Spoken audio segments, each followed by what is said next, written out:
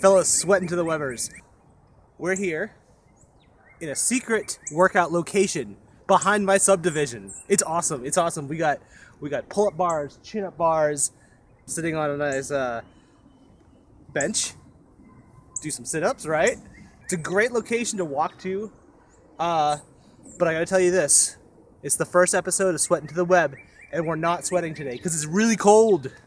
Up north, I know our friends up north, they got some snow. I saw some snow down here in Raleigh. It's almost April. We shouldn't be getting snow in Raleigh. It's too cold for this. But that should not stop us from working out, getting fit, getting healthy. It's a great start to the season. It's still cold, but we can walk around. And guess what? Perfect review for you just getting out and walking around for the first time. I walked to get here about a mile, and that put me, I'm hoping, over my quota of 10,000 steps today. And how do I know my quota? Because of this. It's the Fitbit. The bit that's fit. No, it's not. That's not how they advertise. It's great. It's a really advanced pedometer, really. That's all it is. Now, let's run through a sample day with the Fitbit. Get up in the morning, right?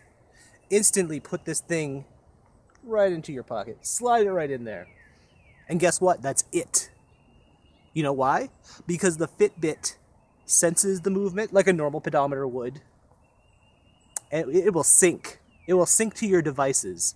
Your computer, your iPhone, your iPad, your Galaxy S3. It'll let you know, hey, get those last steps in to meet your goal. Now the goals are about 10,000 steps to start off with. It's great to have these little reminders. You're almost there. Go for it. You can win. Simply log into the webpage. Check out your stats. You can see a burn down graph of, how far you've gone, what moments of the day you were really active, how many steps you've taken. All the stats are there. All the stats you've taken while walking around with your Fitbit. Now, in addition to tracking your calories out when you're walking or jogging around, you can also directly enter food so you can track your calories going in. The Fitbit food database is pretty good. There was nothing I came up short of missing, so everything I wanted to enter was pretty much there. But like every other system where you have to track your calories, it's a big pain in the butt. It's hard to remember to actually do it, and it's hard to sometimes pick apart your meals and enter the right things into the database so things can be properly tracked along with the right quantities. So this doesn't offer anything better than any other system, but with the addition of the Fitbit, it's pretty nice. The Fitbit ships with a small USB dongle, about yay big. Plug it right into your Mac, your Windows machine, not Linux though. Now look, you don't need a fancy dongle or a fancy laptop, a fancy Mac or Windows box to use your Fitbit. It's 2013, we can use our smartphones. Now, unfortunately, we can't use every smartphone. This thing uses Bluetooth Low Energy, or Bluetooth Smart. Now, what Bluetooth Smart does is it connects to things in just the right way to conserve power. This thing lasts a long time, and it's probably due to Bluetooth Low Energy. Now, Android. Oh, Android, you're killing me. Android, you don't have Bluetooth Low Energy support in your devices. That's why Apple is kicking your butt in workout gadgets. The iPhone 4S and the iPad 2 and 3, they all have Bluetooth Smart or Bluetooth Low Energy capabilities. So you'll see the devices like the Fitbit work, you'll see like certain heart rate monitors work, anything that like works close by to your device within about 20 feet or so. So, where does that leave Android? You'll see that they have an app out, but it's only working on the Samsung Galaxy S3 and other limited devices, probably made by Samsung. What Samsung did is they rolled their own little version of Android. A lot of people are against this. They want stock, clean Android, no frilly gadgets and whatnot. But in this case, it's good. In this case, you get Bluetooth Low Energy because Google didn't get off their butts and give us low energy. Oh well. So, what do? I have my dongle hooked up at work. So when I come in for my walk at work, It syncs right away. No, I just walk in there and it syncs magically. I don't even have to know what's going on. Just if I come in general proximity. So that's great. And then if I get home, I have an iPad at home. So, you know, turn on my iPad, turn on the Fitbit application, hold it up, it syncs. It's very nice. Unfortunately, it's kind of weird because I can't have my dongle work on two machines, so I can't bring the dongle home and have it sync on that machine. It only syncs with one.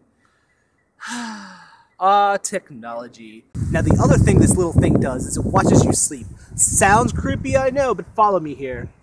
What you do is you press this little thing and hold it down. It starts a sleep timer. So it starts at 0, counts up. While you're sleeping, it registers how much movement you make. If you make too much movement, it says, oh, this guy's not sleeping. So it counts your total time not sleeping versus the time you actually wanted to sleep. And it lets you know how good your sleep was. So that's a pretty nice feature of, you know, maybe you think you got 8 hours of sleep, but you actually got 6 because you were tossing and turning all night. The other crazy thing about using this to watch your sleep, maybe you know you get a good night's sleep, but I have a friend who just had a kid. His name is Michael. He had the brilliant idea to strap this thing to his baby. He knows full well when his baby was tossing and turning. Great idea for the expectant parent. You can set a little alarm through their webpage and it syncs up through Bluetooth. You have this thing strapped to your wrist while you sleep. And when it's time to wake up, it vibrates. It doesn't wake up your sleeping partner, your wife, your husband, whatever. It just vibrates your wrist and it's time to get up. Very nice if you remember to put it on. So, that's all we got to say today, right? This is the Fitbit 1. Great little device. In the spring, coming up, they'll be shipping a wristband. There's a Bluetooth wristband that you can wear. Instead of putting this thing in your pocket, you just wear the Bluetooth wristband. Maybe get you a little more active. They also have cheaper keychain models for around $60. This Fitbit 1 was $99. They are sturdy too. Let me tell you how sturdy they are. This thing lights up. Ooh, lights up. I don't know if you can see that. It lights up, which means you should not put it in your washer and dryer. I have done so twice. Perfect. Still works. No problems whatsoever.